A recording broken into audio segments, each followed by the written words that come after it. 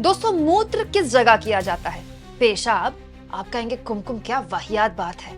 अब वाहियात खबरों के लिए वाहियात बात ही बोली जाएगी। और दोस्तों, ये वाहियात बात मैंने नहीं बोली है, बिहार के विपक्ष के सबसे बड़े नेता तेजस्वी यादव ने बोली है, जो कि इंडिया गठबंधन की ओर से अनौपचारिक तौर पर अब मुख्यमंत्री कैंडिडेट के तौर पर भी सामने आ रहे हैं। तेजस्वी यादव ने मीडिया को जबरदस्त तरीके से सुनाया है। इनफैक्ट आज तक विपक्षी दल मीडिया को कोसते रहे हैं, लेकिन ऐसा तो किसी ने नहीं कोसा जैसा तेजस्वी यादव ने कोस दिया। क्योंकि तेजस्वी यादव कहते हैं कि मीडिया के सूत्रों पर वो मूत्र करते हैं, मीडिया के सूत्रों को वो मूत्र के लायक बताते हैं। दोस्तों, आखिर ये सूत्र कौन से थे जो आईटी सेल ने जिसको हवा दी, जिस पर तेजस्वी यादव ने मूत्र करने यानी कि पेशाब करने की बात की?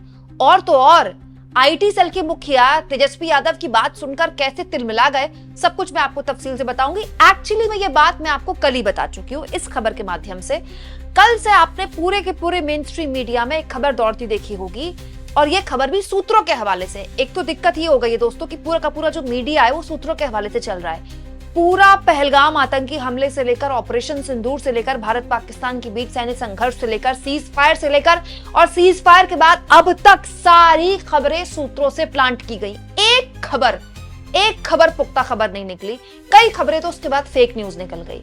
दिक्कत यह है कि जो खबर सरकार को प्लांट करनी होती है वो सूत्रों के हवाले से मीडिया में चलवा दी जाती है। ऐसी ही एक सूत्रों के हवाले से कल खबर चली, और ये सूत्र इलेक्शन कमीशन के थे। अब तक तो सरकार के सूत्र थे, लेकिन अब इलेक्शन कमीशन के सूत्र मीडिया में खबर उनके चलने लगी कि बहुत बड़े स्तर पर जो ये एसआईआर किया जा रहा है, वोटों का पुनरीक्षण का कार्य किया जा रहा है बिहार में चुनाव आयोग द्वारा, उसमें बड़े स्तर पर घुसपैठिए मिले हैं बांग्लादेश के, नेपाल के और इसके अलावा दोस्तों म्यांमार के।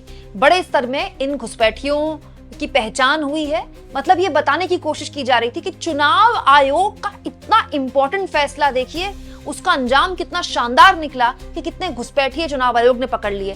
बाकायदा डेट भी बता दी गई कि इस डेट तक इन घुसपैठियों की उनको क्रॉस चेक किया जा रहा है, और उसके बाद चुनाव आयोग इन सबको वोटर लिस्ट से बाहर कर देगा, और खूब तालियां बटोरी गई। कल पूरे न्यूज चैनल्स में प्राइम टाइम में यही था, और इसका हवाला क्या था? सूत्र। चुनाव आयोग ने औपचारिक तौर पर कुछ नहीं कहा था, सूत्र।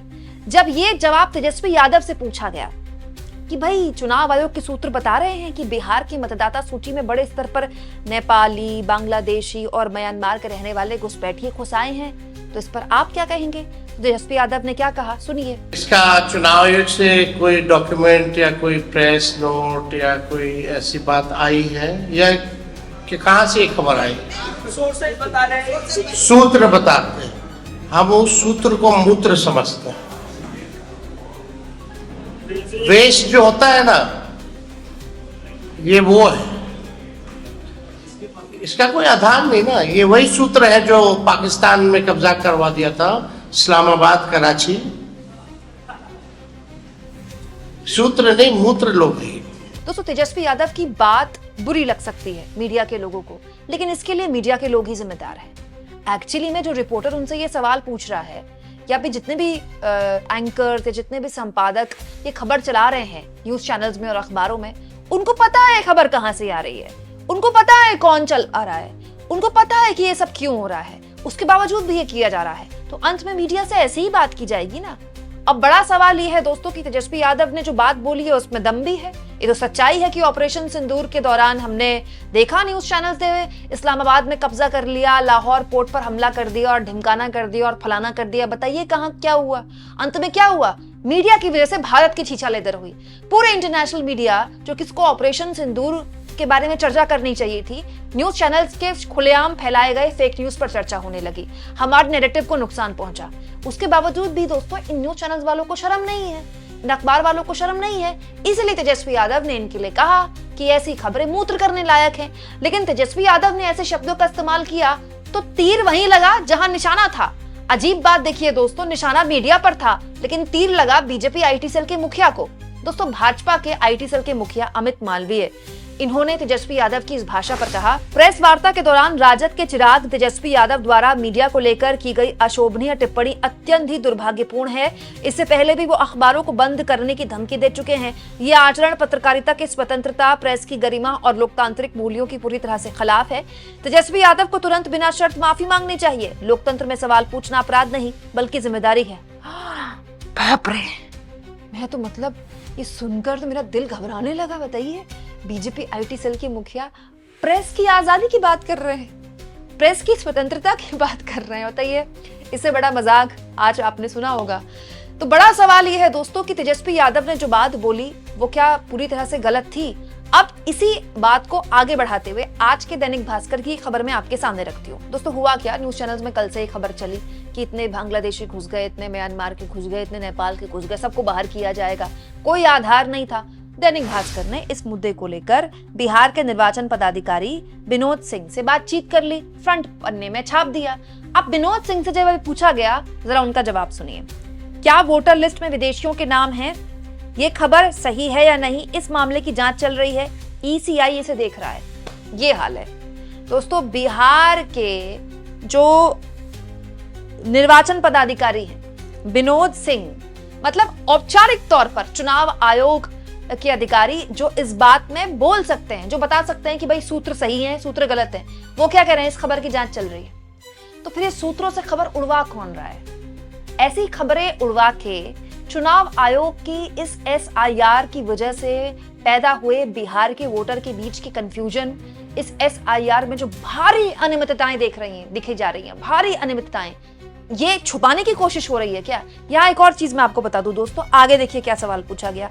फॉर्म भराने के बाद पावती नहीं मिल रही है। ज्यादातर बिहार में यही शिकायत आ रही है। ग्राउंड पर उतरे हुए रिपोर्टर्स बता रहे हैं कि 2 फॉर्म बीएलओ को देने हैं, एक जो आपसे भरवाएगा और वो फिर वापस आपसे ले लेगा, एक आपको दिया जाएगा एक्नॉलेजमेंट कि आपकी रिसीविंग हो गई, मतलब आपको प्रूफ मिल गया कि आपने फॉर्म भर दिया, कि कल को भाई आप क्लेम कर सको ना कि आपका नाम कट गया, कैसे, मैंने तो फॉर्म भरा था। ये पावती नहीं मिल रही है। इसको लेकर जवाब सुनिए। एईआरओ, ईआरओ और जिला निर्वाचन पदाधिकारी को सूचना दे, कार्रवाई होगी। मतलब सूचना भी हम ही दे, फिर तब आप कार्रवाई करेंगे। तो ये चुनाव आयोग किस चीज का चुनाव आयोग है? आगे देखिए, जरा जवाब सुनिए इनके। बीएलओ एक ही जगह बैठकर फॉर्म जमा कर रहे हैं, घरों में स्टिकर नहीं लगा रहे। बीएलओ को घर घर जाने के निर्देश दिए गए हैं। शिकायत है तो हेल्पलाइन नंबर पर फोन करें। फोन भी हम ही करें, शिकायत भी हम ही करें, तब चुनाव आयोग कार्रवाई करने की जहमत उठाएगा। ये स्थिति है चुनाव आयोग की। मतलब या तो न्यूज चैनल वाले झूठ बोल रहे हैं जो ऐसी खबरें चला रहे हैं, क्योंकि चुनाव आयोग तो कह रहा है इस खबर की जांच चल रही है, या फिर ये सूत्र चुनाव आयोग के ही नहीं तो कहीं और से आ रहे हैं। अब बड़ा सवाल यह है दोस्तों कि इस खबर पर विश्वास कैसे किया जाए। दोस्तों, इसके अलावा अगर आप मेरी इस खबर को विस्तार से देखेंगे जो मैंने कल आपके सामने रखी थी, सीधा सीधा चुनाव आयोग के सूत्र देश के गृह मंत्री पर सवाल उठा रहे हैं, क्योंकि बिहार में 1.5 दशक से ऊपर का वक्त हो गया बीजेपी के गठबंधन से नीतीश कुमार सरकार चला रहे हैं। तो नीतीश कुमार के मुख्यमंत्री रहते हुए और 11 साल से तो स्वयं हमारे मोदी जी पीएम हैं, 6 साल से देश में गृह मंत्री अमित शाह हैं। तो अमित शाह के रहते, राज्य में नीतीश कुमार की एनडीए सरकार के मुखिया के रहते, केंद्र में मोदी के पीएम रहते, बिहार के अंदर अगर बांग्लादेशी, म्यांमार के लोग और नेपाली घुस रहे हैं तो इसके लिए कौन जिम्मेदार है? किससे सवाल पूछा जाएगा? अमित शाह से सवाल पूछा जाएगा ना। देश की आंतरिक सुरक्षा किसकी जिम्मेदारी है? अमित शाह की जिम्मेदारी है। ये सूत्र क्या होते हैं? अगर ये खबर सच है तो सबसे पहला क्वेश्चन मार्क अमित शाह की कुर्सी पर आना चाहिए कि अमित शाह पिछले 6 साल से कर क्या रहे। लेकिन सवाल कौन पूछेगा? हिम्मत है किसकी? सवाल किससे पूछे जा रहे हैं? तेजस्वी यादव से पूछे जा रहे हैं, इसलिए तेजस्वी यादव ऐसा जवाब दे रहे हैं। अब एक और खबर मैं आपको इकोनॉमिक टाइम्स की दिखाती हूँ दोस्तों। इकोनॉमिक टाइम्स की अनुभूति बिश्नोई ने ये खबर छापी है। बहुत अच्छे रिपोर्टर्स भी हैं जो बहुत शानदार रिपोर्टिंग कर रहे हैं, खासतौर पर अंग्रेजी के अखबारों पर अब नजर बनाइएगा, बहुत अच्छी रिपोर्टिंग हो रही है। उन्होंने इस खबर के बाद, जो कि कल पूरे न्यूज चैनल्स में चली, मीडिया में चली, इसी खबर को लेकर अनुभूति बिश्नोई का बिल्कुल अलग टेक है। दोस्तों, अनुभूति बिश्नोई की इस खबर के मुताबिक इलेक्शन कमीशन ने 2019 में पार्लियामेंट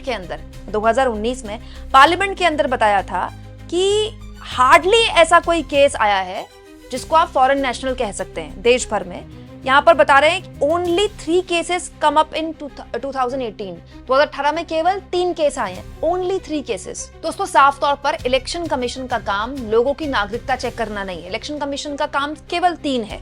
एक, बहुताया ऐसा होता है कि बहुत से जगह, जो कि बहुत नॉर्मल बात है, बहुत से लोगों की मृत्यु हो जाती है, उनका नाम वोटर लिस्ट से काटना। बहुत जगह पलायन होता है, इस राज्य के लोग उस राज्य में बच रहे हैं, उस राज्य के लोग इस राज्य में बच रहे हैं। जो नए लोग हैं उनका उस राज्य से वोटर आईडी कार्ड से नाम हटाना और इस राज्य में उनके वोटर आईडी कार्ड से नाम जांचना और उनको ऐड ऑन करना, यही काम होता है चुनाव आयोग का। यही काम चुनाव आयोग कर रहा है। लेकिन अब चुनाव आयोग ने अपने कंधे पर एक और जिम्मेदारी ले ली है कि वो घुसपैठियों को भी बाहर निकालेगा। इसी को लेकर सुप्रीम कोर्ट के अंदर भी चुनाव आयोग को खूब डांट टपट पड़ी। सुप्रीम कोर्ट में भी चुनाव आयोग ने यही बात बोली तो सुप्रीम कोर्ट के जज ने साफ तौर पर कह दिया कि ये काम तो होम मिनिस्ट्री का है। आपका काम केवल लोगों को वोटर आईडी कार्ड बांटना है, लोगों के सही वोटर आईडी कार्ड बनवाना है, वोटर लिस्ट तैयार करना है और चुनाव करवाना है, बात खत्म। आपका काम नागरिकता साबित करवाना नहीं है।